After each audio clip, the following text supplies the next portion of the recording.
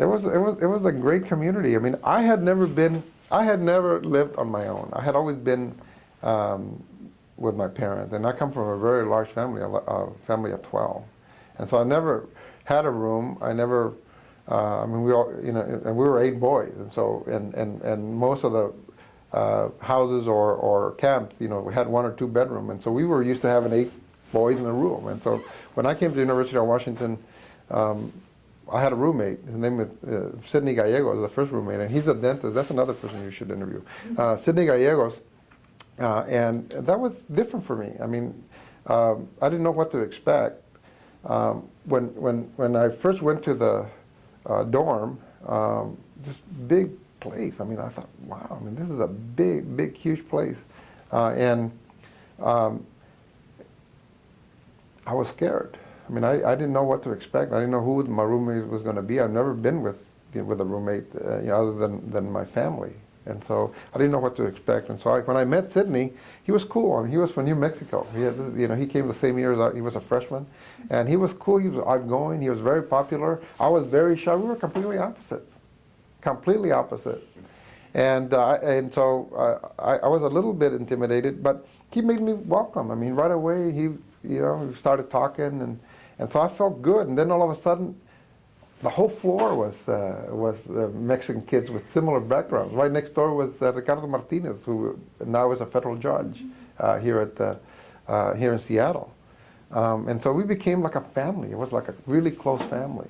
And so people with different talent. Some people played the guitar. We had a group of guys that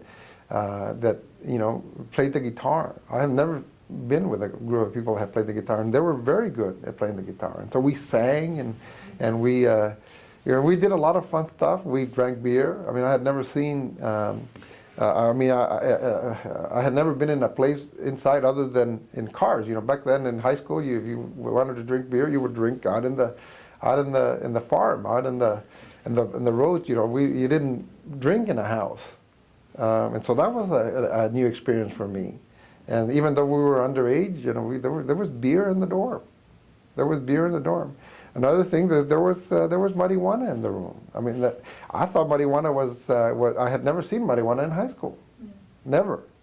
I mean, what I had been told was, there was a psychedelic drug, and that if you smoke it, you will become wild and all that kind of stuff. I didn't know that. I didn't know what to expect, and so those were some of the experiences that I had never experienced before. And so some of the guys got access to marijuana and they would smoke it, and I'm kind of scared. So these guys are gonna, they're gonna, I don't know what to expect from them. And no, it was fine. It was okay. But there was a lot of talent. Going down to the kitchen. I mean, that's another thing that I had never experienced. Eating in a kitchen, a big kitchen. The food was different. But the Lander Hall had a lobby, and it had a piano, and there were some kids of all races, that were really good on the piano. And so sometimes you would walk in, and there's somebody playing some Mozart music on a piano, and it was beautiful. And you figure, wow, how can people have that kind of talent? How can people have that kind of talent? And so it was a really neat experience from my point of view. And Lander Hall, as far as I'm concerned, and I think they don't have a hall as such anymore, but that was the most wonderful experience that I've ever had in my life.